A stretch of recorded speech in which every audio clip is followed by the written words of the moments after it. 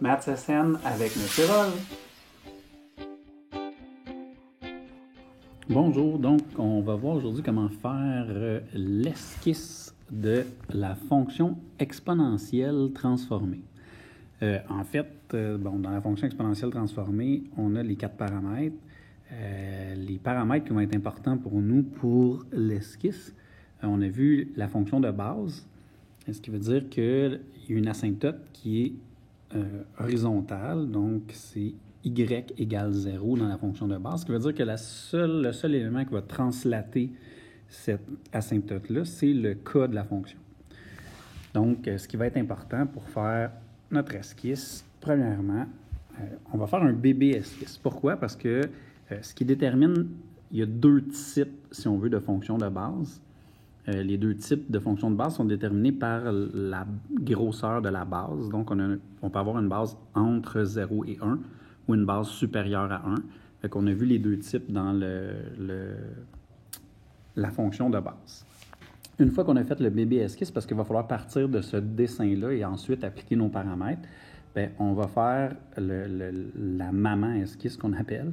Et pour la maman esquisse, première chose que tu as à faire, c'est tracer l'asymptote. Et l'asymptote, comme je l'ai dit, la seule chose qui va déplacer le y égale 0, c'est le k qui va faire une translation de la fonction. Et cette asymptote-là s'en va à y est égal à k.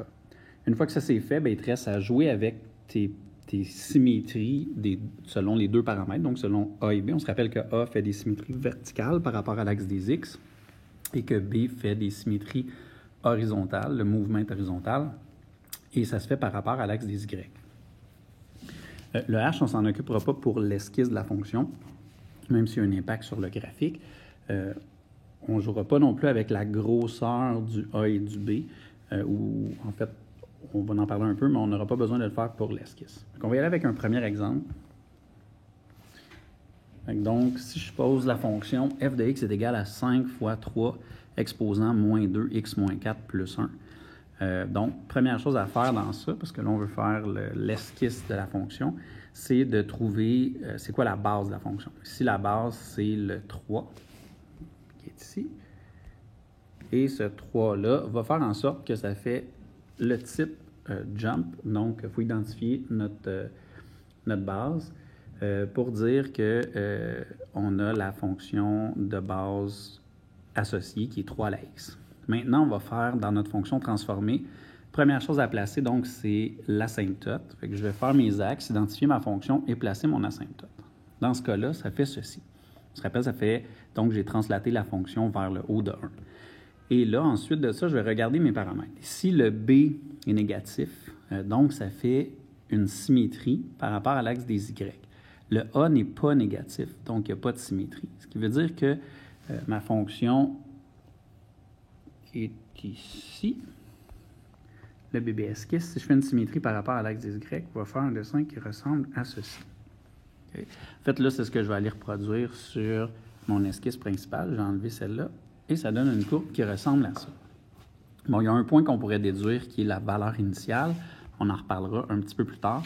Là, pour l'instant, on va se contenter de ça pour l'esquisse. Donc, je te fais un deuxième exemple. Bon, c'est relativement simple.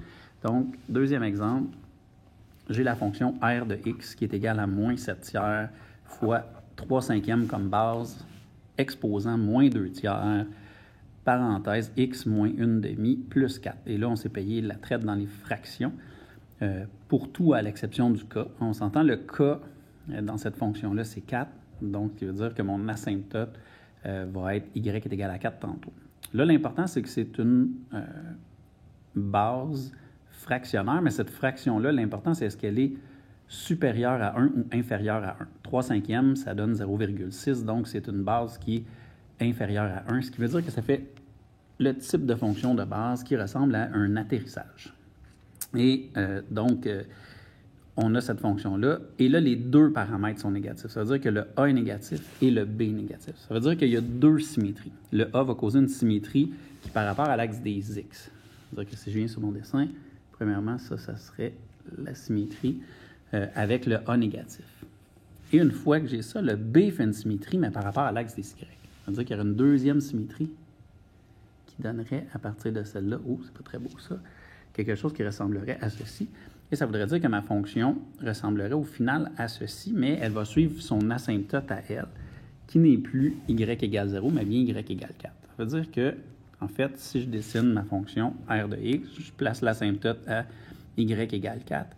Et là, je vais simplement placer ma règle comme ceci, donc comme on avait dit le dessin. Et c'est mon esquisse pour la fonction exponentielle. À noter dans les deux graphiques qu'on a là, dans le premier graphique, il n'y a pas de 0. Et dans le deuxième graphique, il y a un 0 de la fonction. En fait, il va y avoir un 0 à cette fonction-là quand soit l'asymptote, elle est positive, donc elle est au-dessus de l'axe des x, et le a est négatif. Donc, il y a une symétrie par rapport à l'axe des x. Ça veut dire que la fonction s'en va vers le bas. Et dans le cas contraire, si l'asymptote est négative, donc s'il y avait une asymptote négative, y égale moins 5, et que le a était positif, il y aurait aussi un 0 à la fonction. Ça peut être important parce que des fois, juste pour identifier si on a un 0 ou pas. Bon, j'espère que tu as compris. À toi de jouer. Ha, ha, ha.